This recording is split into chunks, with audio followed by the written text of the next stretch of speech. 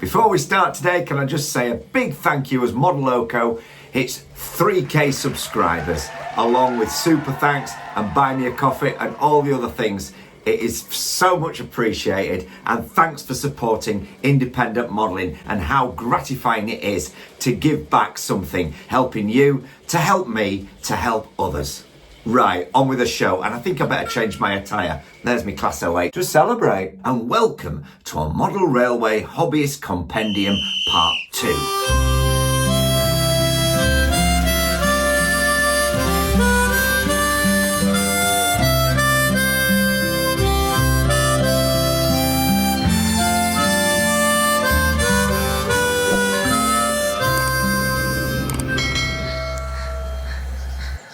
Hello, and my name's Andy. This is my channel, Modeloco, for all things model railway. And in this, we follow on from part 1 in the series of 3. And don't forget to download the latest checklist and guide below so you can fill it out and you can get yourself on the road to a better modelling railway experience. Let's train up together. So there's never been a better time to get into model railways. To get on with the show.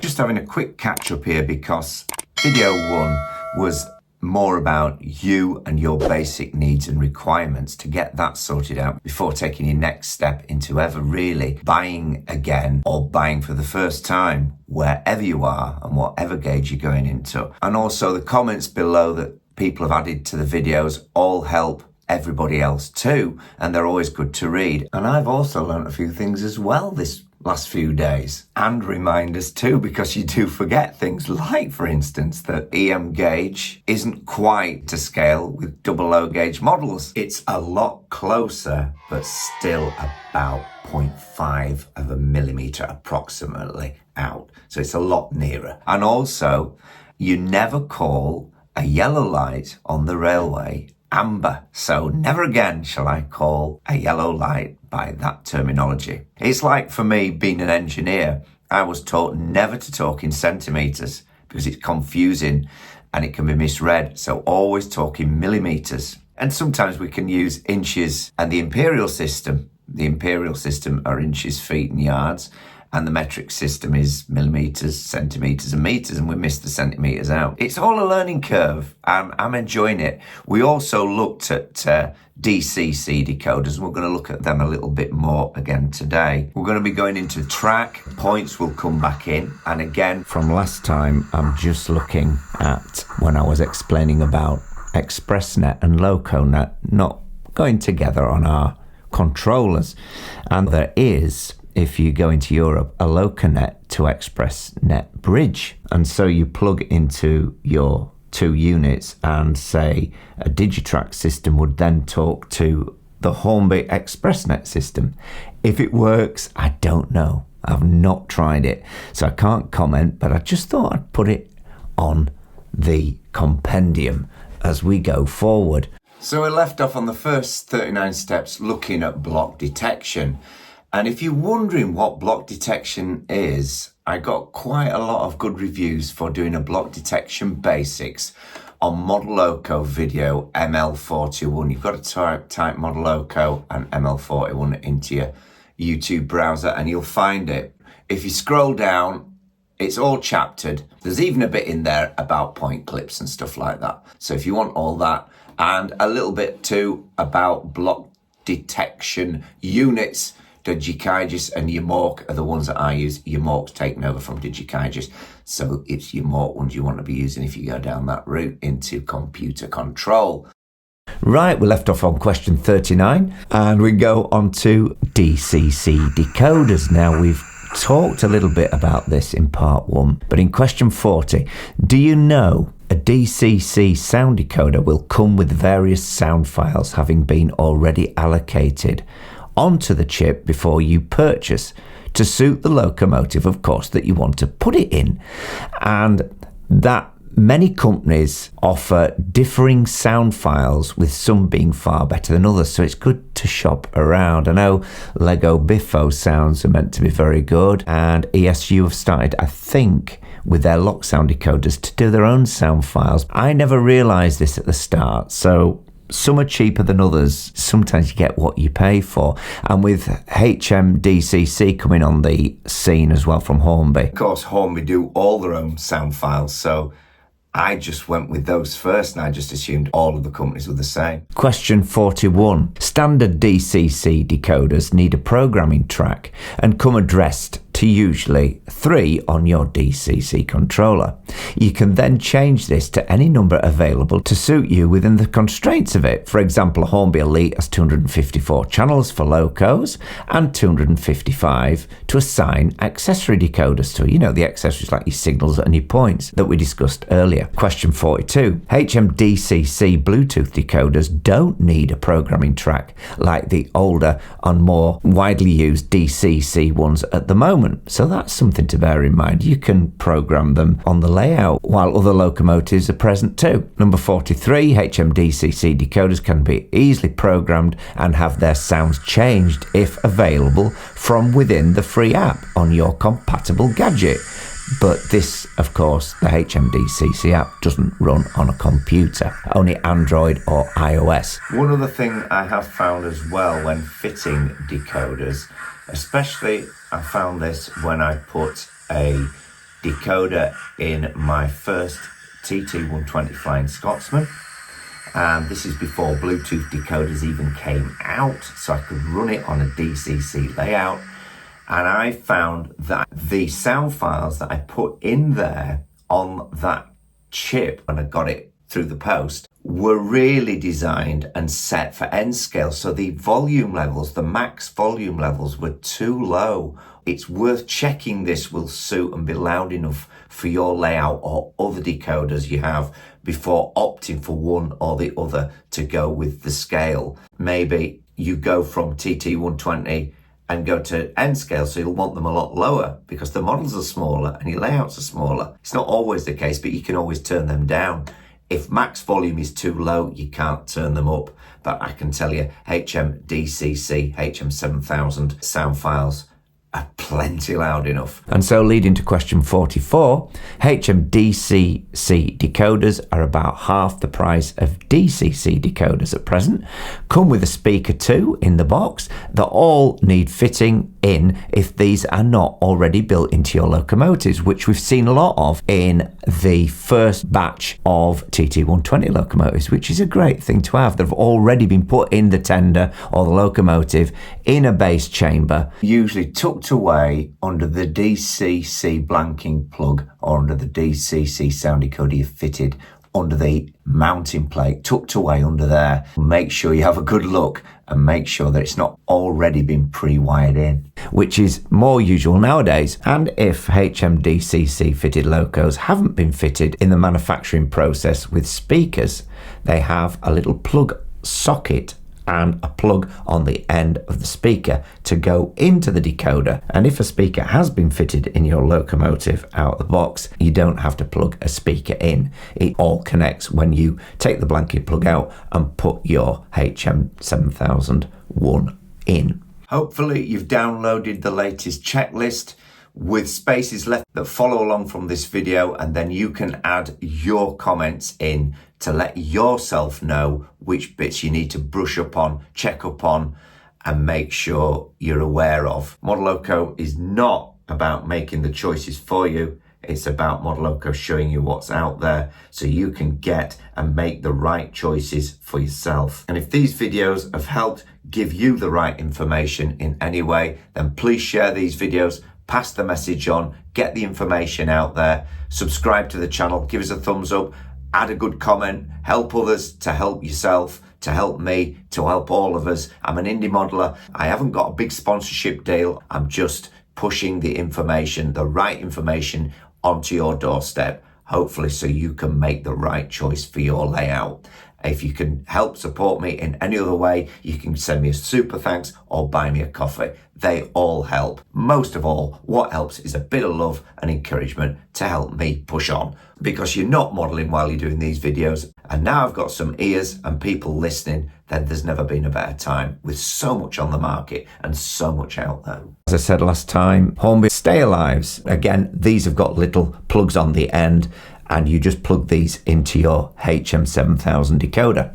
Number 45, more modern recording techniques like 16, 24-bit and compression offer far better sound and clarity nowadays, and speakers too sound far better, even on the smaller size ones like the Sugar Cubes, just like a modern phone speaker, and sound and volume gets better as models progress. It's the same for these. They don't get upgraded as much as an iPhone or an Android or whatever it is, but when they have been upgraded, and they have been with HMDCC, and then the sounds, and I think Hornby call it the TXS sound files, are far more encompassing. They sound more 3D. If anything, I've got to keep turning them down. Just remember too, bigger isn't always better. Some fit 2 speakers in the locomotives, only to find the locos vibrate and you can get buzzing and all sorts. In that scenario, you've actually got to turn the sound and the volume of the locomotive down, which really defeats the object, doesn't it? Or stick black tack everywhere.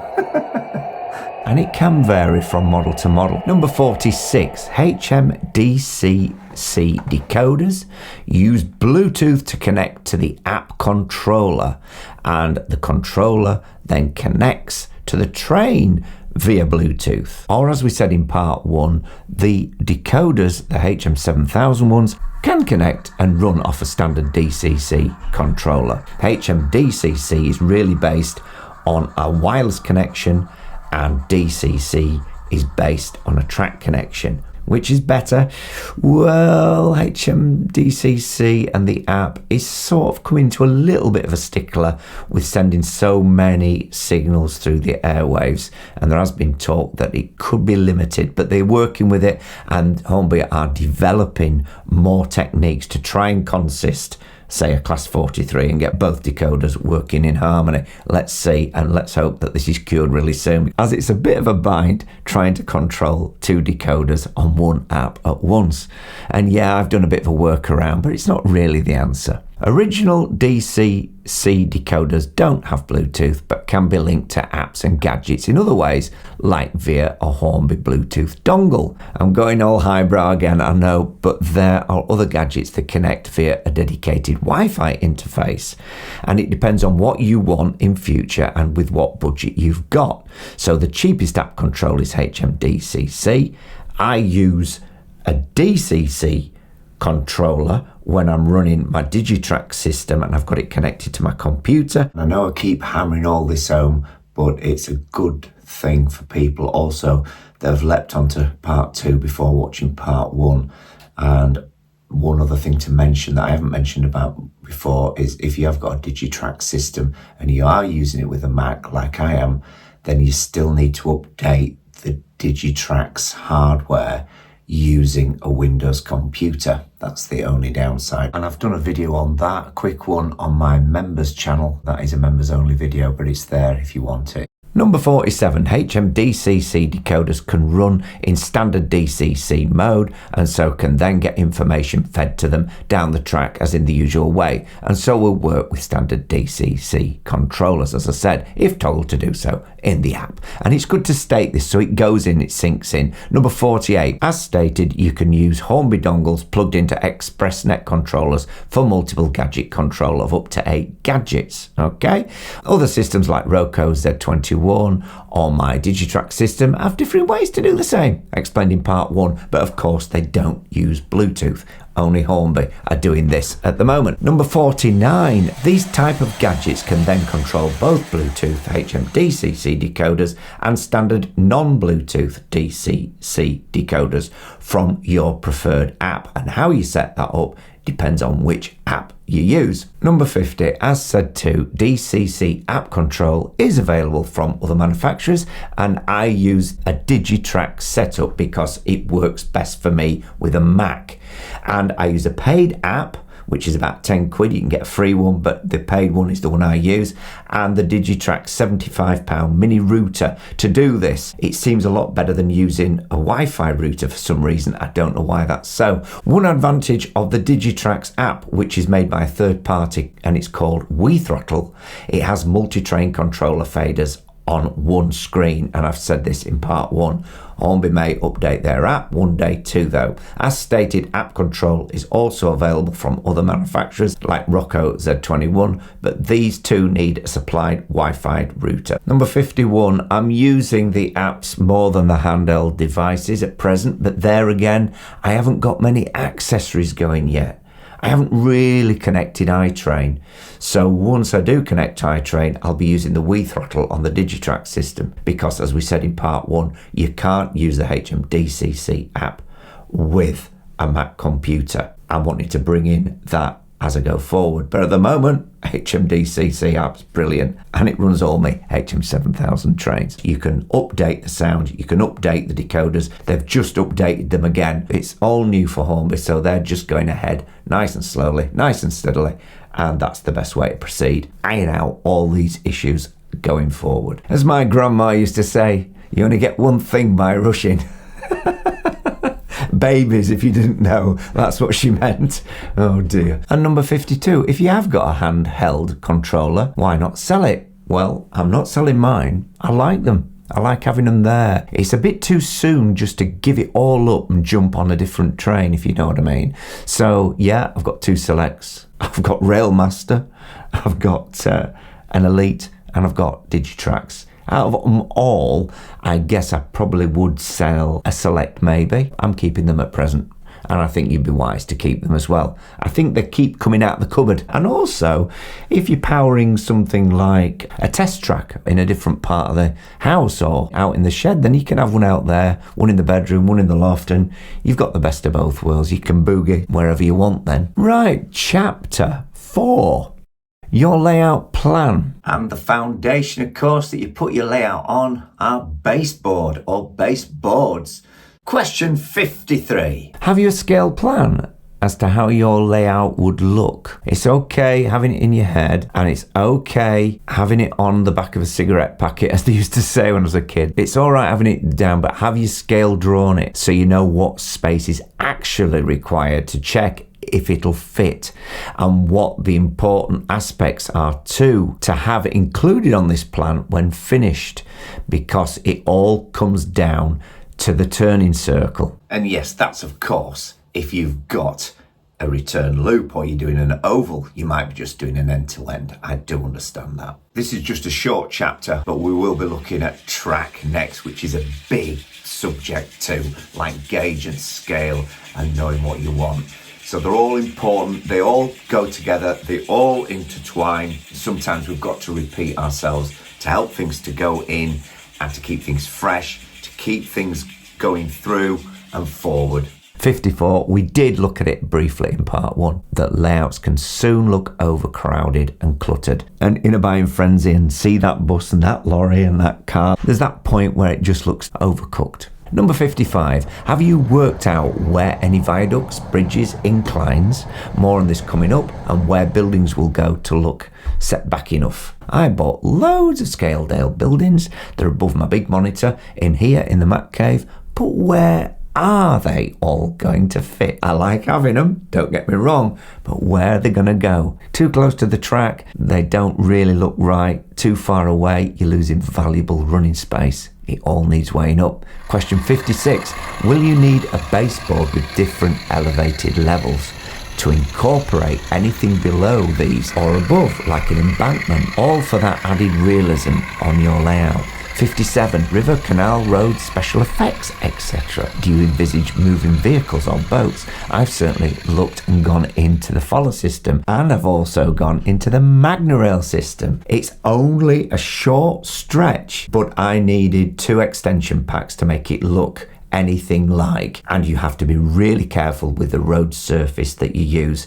And I said in another video about this that Magnarail would do themselves proud to give you the road surface that goes with the magnets. If you try and increase the magnetism too much, they drag, not enough, and it doesn't stick. And with the road surface I used, which was really realistic and hard wearing, then cars wouldn't pull, they dragged, but the bikes worked brilliantly. And it doesn't make a lot of noise if you get it laid right, and I will at some point get a video out there about that experience, but I got rushed into doing my diorama for the diorama challenge, so that's another thing. Don't rush, because if you do, it spoils the journey and you make mistakes. And I had to rip one road up because the plastic sheeting I got off eBay that I put in the windowsill and stuck the road to, when the sun hit it, it all warped. So I had to rip the whole road up and put a different backing underneath. Shame, but lesson learned. There is a guy from Australia, I think, that's done some great lakes and riverbeds, but he's had to sort of chemically clean the plastic that he's found that works to get rid of the coating that's put on this plastic to make it look glossy.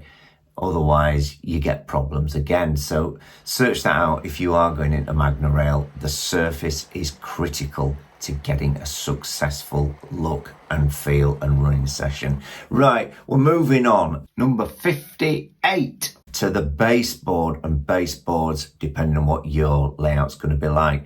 Do you know about not scrimping on your layout foundation, the baseboard? Fascias can be thinner, approximately say 5mm timber, and backdrops too, but in some cases I use 12mm. For example, in the windowsill area of Shiredale, because it gets a lot of sun there, when the sky finishes, there's a light blue blind behind. That's quite a tongue twister, is that one? These can also be made of a more flexible material that we call Foamex for a more natural look, especially as you go into corners. Then sky can look more natural. You don't see hillsides going to like a vanishing point in a corner. So Foamex can look really good there, or cut and let into those corners. But it's not cheap. This is the stuff. It's flexible, and you can see the backdrops that I've done out here in the shed. And you can get it if you go into sort of, poster supplies. These guys use it. I managed to pick up this for $5, but it can cost a lot more than that. I might go into the corners. It's if you've got the space as well. No space in Shiredale, not in the windowsill area. I need all those corners for the engine sheds. But in somewhere like this, we might just be able to utilise that for a bit of a radius. This is the 18mm timber. I've used 12mm on the fascias out here in the shed because they are going to get knocked. And then I've used like the 6mm, 5.5mm. They're all sort of not quite 6mm, not quite 12mm.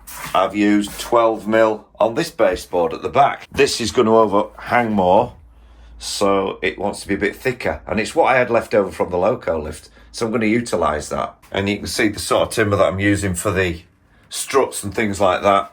That's an old staircase banister I've used as a straight edge. Beautiful timber is that. And then anything that's left over, used for shelving. Too much of a gap between and you're going to get sagging. You can see a bit more too of the struts that I'm using and the timbers that I'm using for it. Just as and when what you can get. And this is tannalised timber, is this. This came from Juice and that's alright. Tinted green.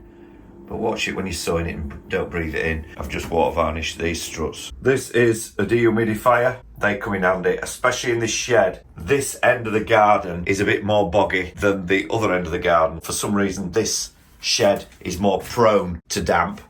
So just seal your timber with some water-based varnish, and that seems to have sorted it out, but a better quality timber. This is from Wicks. The other stuff that I got from Juicen, it just went mouldy within weeks. Horrible stuff.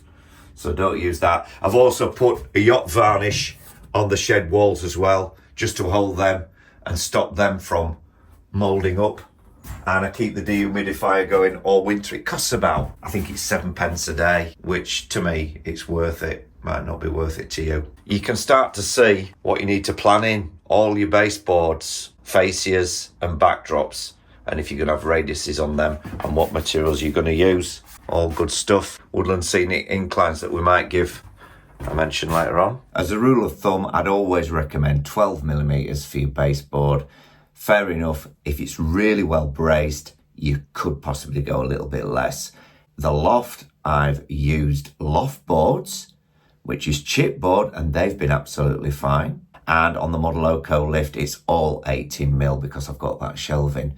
It's all down to what you want and where it's going. And if you're on a carpet, whoa! All things that you've got to weigh up and evaluate. So maybe give your shed some time, put some stuff out there. And just as seasons are changing, that's when the damp comes in, going from cold to warm to warm to cold. That's why I said in part one, where's this layout going to go? Because you've got to really think about that. So we're just looking at a little bit more as it flows through. Can you see how it all goes together? One shed can be damp and one shed can be dry.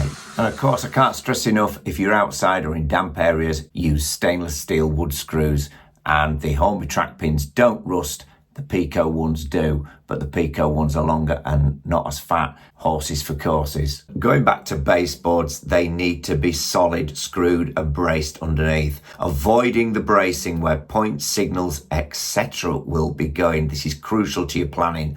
And points always seem to fall for point motor drilling on seams, knots and bracing. It's sod's law, so plan well.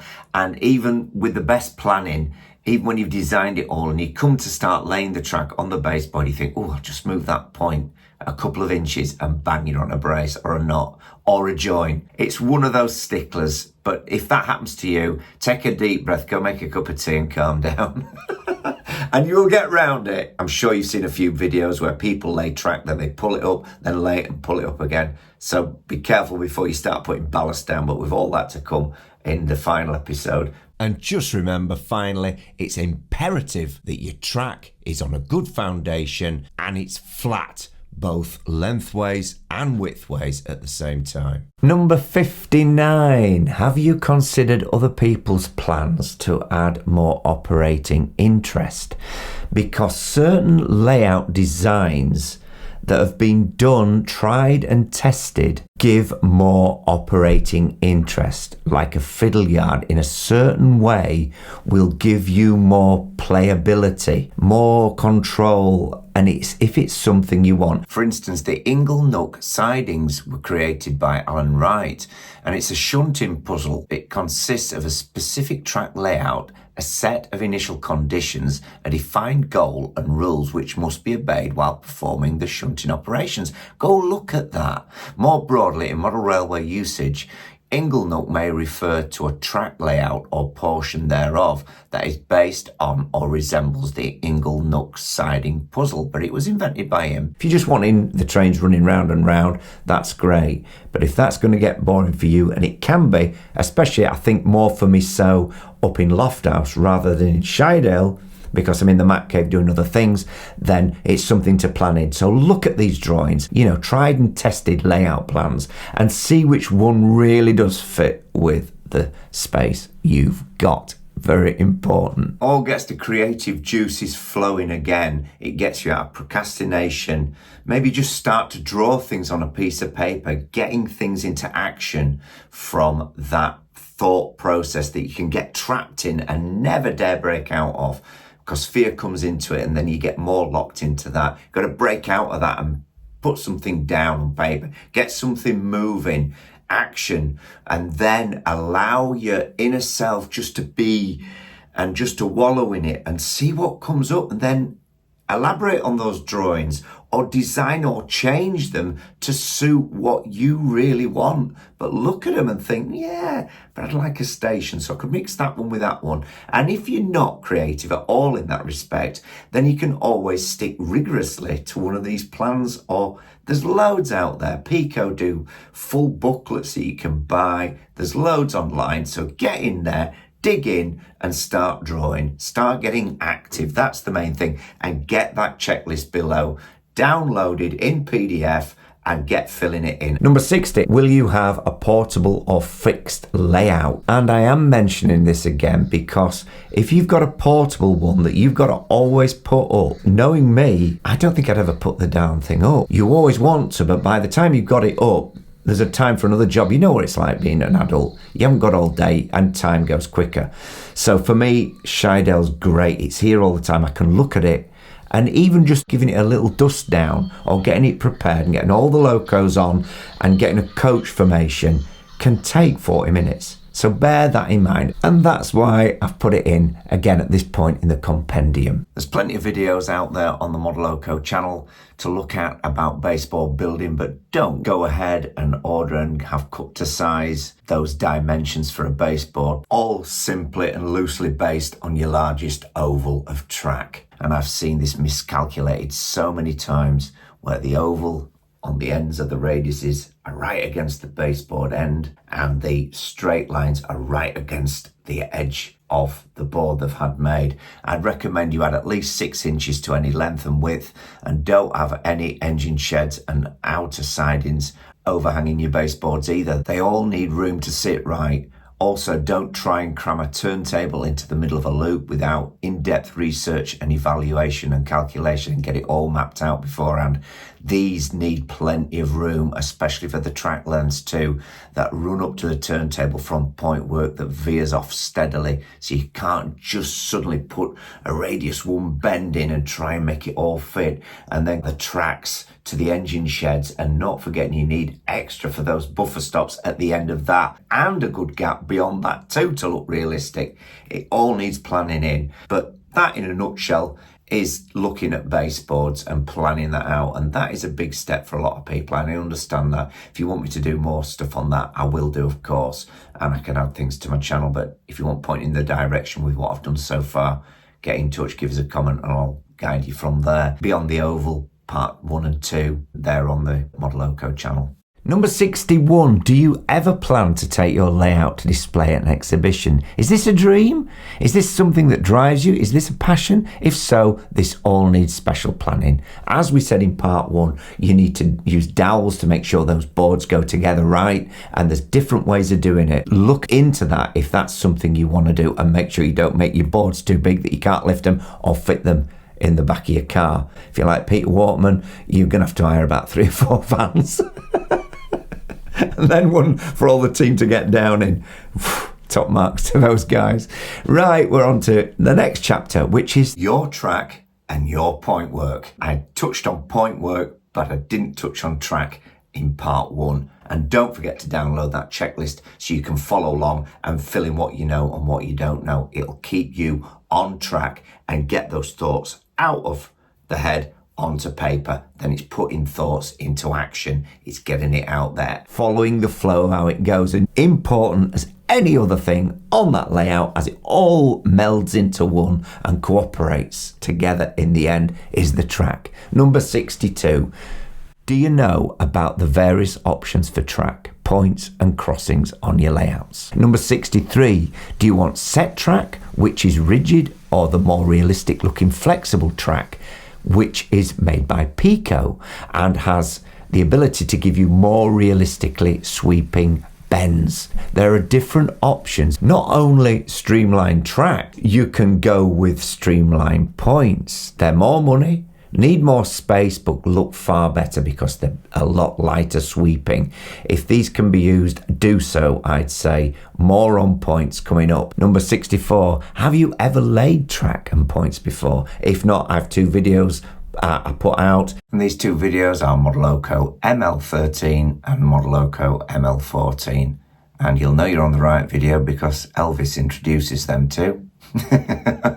I'm not kidding. And making videos has to be fun as well. Number 65. Are you aware that when running DCC layouts, little spring point clips have to be added so your layout can run correctly when using standard points, such as the set track points currently produced by Hornby and Pico? As they stand, they're great on DC layouts because when the point is switched, it isolates the siding, because on a DC layout, you can't operate 2 trains at once. But when you come to DCC, you want the siding to get current, so you can operate the trains as and when you want. So you add the point clip. Now, dropper wires can be added as well, but most newbies and intermediates have one point where they power the track from. So for people without dropper wire knowledge, then these spring clips come in handy. Unless you go for the new Unifrog points, which Pico will transcend to all their points being Unifrog in the next few years. If you're buying from scratch, get Unifrog points, I'd say, if you're thinking about laying track. It's well worth looking into these points and remembering too that set track and streamline points have different geometry, so streamline points take up slightly more room to lay on your baseboard. I'd rather have a more natural looking point, which again, it's all compromised because our bends and radiuses are a lot sharper than on the national network. And as I've said about TT120 track from Pico, uses a slightly more realistic looking gauge steel for its rails. Now they are thinner, and this could be argued that doesn't give as much contact to the wheels running on the rails, but they do look more realistic. Not only that, the fish plates go under the rail on another slot, and I've got a video out about that as well, so you can look at that. I'll highlight that in a second. And these two videos are Modeloco ML13 and Modeloco ML14. Also, TT120 track from Pico uses N-gauge fish plates or track joiners, and these are harder to secure lovely sweeping bends, but I've done it. It just takes time. You're going to have to be prepared to possibly waste 2 or 3 lengths of track, but it's cheaper than buying set track and it looks better, especially if you want that bespoke looking layout you've always dreamed of, like me. And this video, it's been very popular. It's Modeloco ML7, and that'll tell you all about the 2 track differences from Hornby and Pico. But as I say, I prefer Pico. Number 66, clickety click. Are you aware about what we call frogs on points and the 3 main types of points to deal with? And the frog, which is in essence the small triangular shaped electrically dead bit located in the center of your points, okay? Or your turnouts, as people call them. At present, Pico produce Insulfrog. That's the way I went in Lofthouse. Electrofrog, and nowadays the newly designed Unifrog point setups, which eventually Pico said will replace Electrofrog and Insulfrog points. Wired slightly different, come with a frog wire already soldered on to that frog that we're talking about here. If I'd have known about them up in Lofthouse, I'd have gone that way, and especially on DCC or HMDCC. Now there's a great channel on YouTube, Pico TV, and if you go to Demystifying Unifrog, click on that video and have a look. Now it will say that you don't need insul joiners on Unifrog points. Well, I did, because I have a reverse loop and crossings, and I've got like a dumbbell layout, so it all depends. Sometimes you do. I found that. And also you can do away with the point clips then with these points. That's a great godsend because they are made of nickel, silver, spring steel and all that. But again, you're not getting as good a contact if something isn't actually soldered or really fixed to the rail.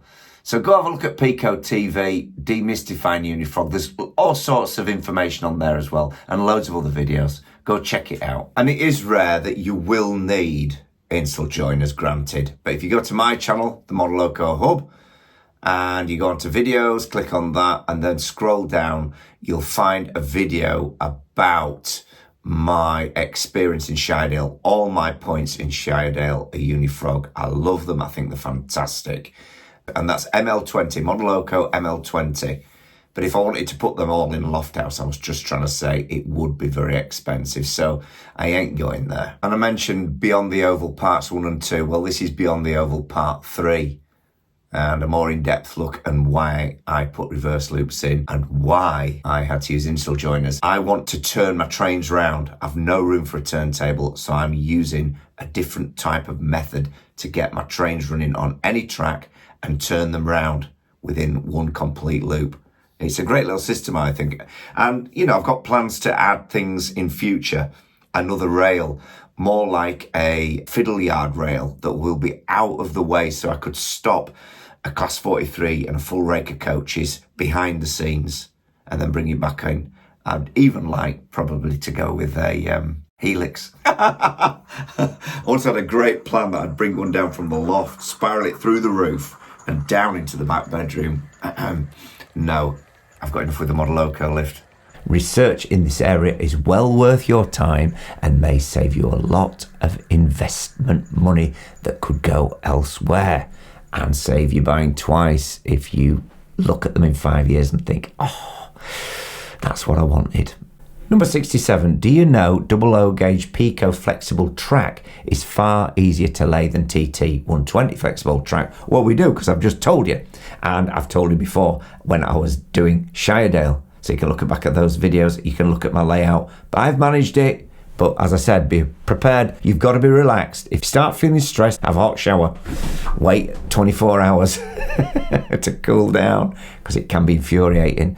And those track pins, if you hit your thumb with a hammer banging track pins in when you're frustrated. Number 68, track underlay reduces rumble. Are you considering this? I use my own that I do sell on my Buy Me a Coffee site. If you want to buy that, that helps support the channel. I've had my underlay on my track, the foam stuff that I use, up there now for over 10 years, and it's still fantastic. Bends with the track, and you stick it to the track first, so you're following the track. You don't have to buy big sheets. I've trimmed it down in Shiredale as well and used it for that, and it's sticky on one side. It's a peel back adhesive, so it's easy to lay. And yes, of course, the classic way to do it is cork, or you could buy sheets of foam on Amazon.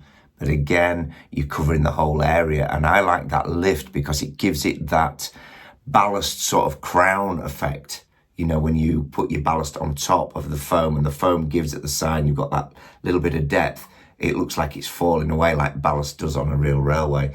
Go out and look at underlay and track bed, and some comes pre-cut and you with sleeper indentations in it, and you lay your track in, but it's expensive, and I don't think it never looks as good as real ballast. We need real ballast, but you do that last. 69. Are you aware second radius bends are really the tightest to use on your layout, as some locos won't go round a first radius, and this sets the minimum baseboard width if you're going to have a loop, and the biggest reality check when building a layout, I would say, because you think, oh yeah, it'll go in here, it'll be fine. And I found this in the Mac Cave when I came to my second loop back.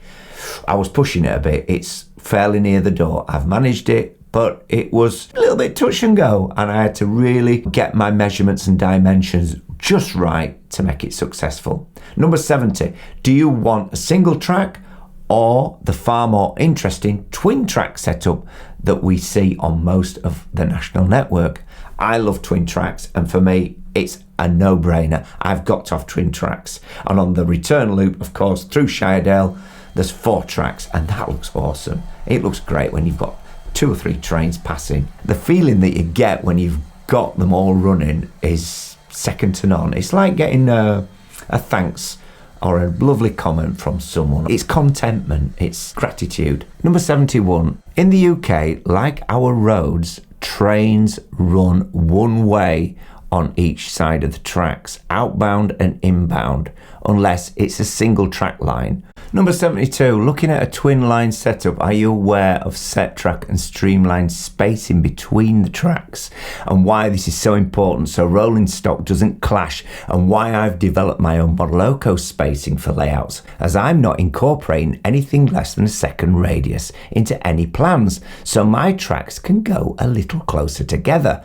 And it's worked in Shiredale, it's certainly worked in Lofthouse, so that's 00 gauge and TT 120. Number 73, are you aware of radius geometry and the differing degrees used between Hornby set track and Pico streamline? Number 74, are you aware geometry varies between scales and gauges like TT 120 and 00 gauge?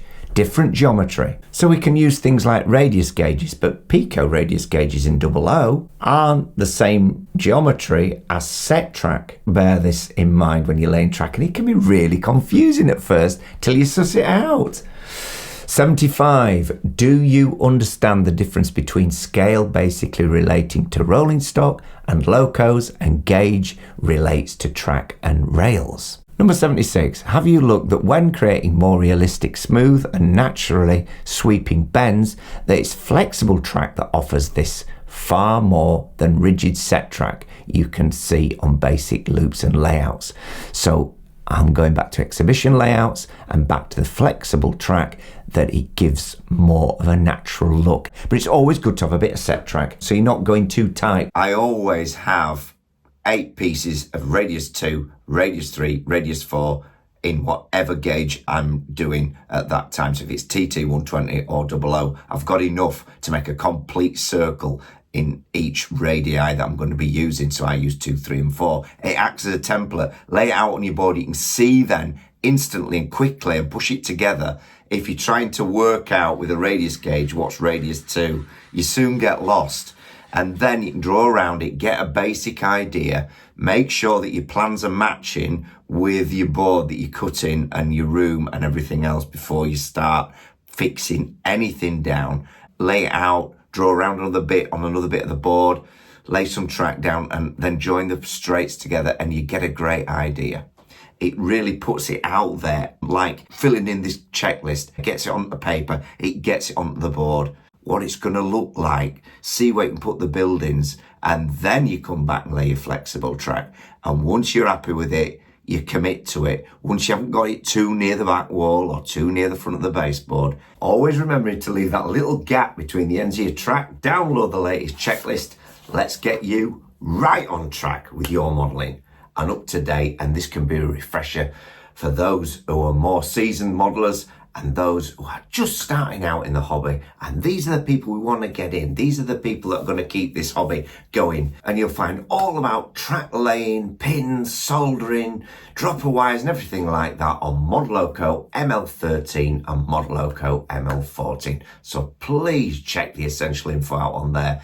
All that you need before you start laying. And remember, don't lay that ballast till last. That's why they put last in ballast. Hey, I just made that up. Now, if you've listened to this point, you are really good and you're really taking it in because it's a lot to go in. But what I'm wanting to do as well when I finish this series is give a little model away to one of my subscribers on this channel. And so one of the questions, or the question will be linked, leave the ballast till last. Okay? So if you've reached this far and you've heard this, you've got a head start. But make sure you subscribed and make sure you're giving us a thumbs up. Give us a nudge, nudge, wink, wink comment underneath the video if you've heard this. That'll test you. But yeah, it's a DC model. It's brand new. It's never been out of the box, but I will try it with a battery up and down the track to make sure it's all right. But I'm all about DCC. It's not going anywhere, but it's going to be given away. And I'll even post it out to the winner as long as they live in the UK. If you live abroad, then you'll have to pay the postage over and above the £5 it'll cost me to send it. Number 77, have you studied what type of track you'd like, say wooden or concrete sleeper? I always use code 100 track, by the way, but that's personal preference. And the other differences of sleeper spacing, etc., if available in the gauge you're looking at. So go look into Pico Track, all the different gauges and differing sleeper variations that they have. It's very interesting and something might catch your eye and think, that's the sleeper sort of variation I want. Oh yeah, I wanted concrete sleepers. I don't want wooden sleepers, but once you've bought it all and ordered a couple of boxes, it's a lot of money to rip it up and change it. So get it right from get-go. Number 78, as we touched on, would you like inclines on your layout? Number 79, are you aware any inclines don't want to be much over 2% on a main line to avoid excessive wheel slip, and even at 2% are very steep, but we make compromises like our radius bends on set track. It's far tighter than in real life, as I said. Are you aware too how much length of track you need to raise one track over another so locos can pass a tunnel mouth below, for instance? This is another massive reality check when building and planning layout. What looks great in the imagination or even on the back of a cigarette paper, as I said earlier, doesn't always work out when put into practice. So, number 80, are you aware about adding dropper wires and how this is done to attach these to wires to maintain a good supply of current on larger layouts over, say, 8 foot by 6, and sometimes why this is done anyway. And remember, as we mentioned in part 1, getting good copper-rich wire. 2 core wire, usually red and black, and different colours for different things, and a lighter gauge wire for your signals and your lights and things like that, because you don't want them crushing under your baseboard if you haven't got much space. I suffered with that in Shiredale, especially as I started adding lights in a confined space that I had on this layout. And I'm showing this picture here as I added the electrics, and the running shots I'm showing after and before I added the electrics. And look at affordable, good quality wire connectors and speed connectors and things like that for your electrical side. All these things, and spade fittings and crimping tools and things like that.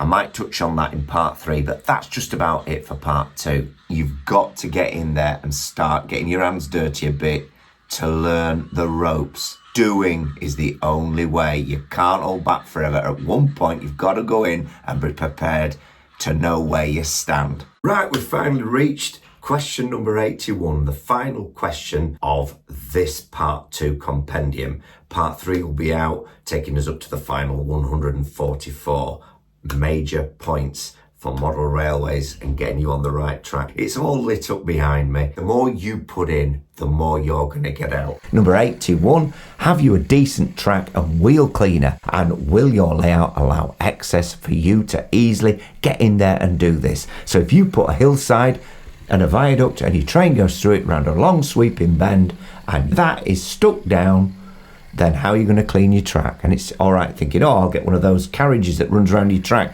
and cleans the track for you automatically.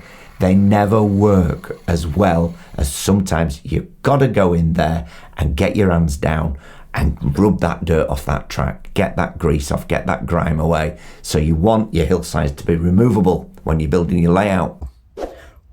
Be careful what you build. Be careful what you plan. Be careful what you wish for.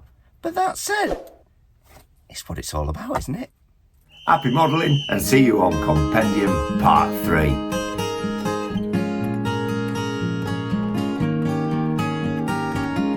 It's alright. If this video has helped you in any way, you can also support me with Buy Me a Coffee, as I'm not sponsored, and help support independent modelling going forward.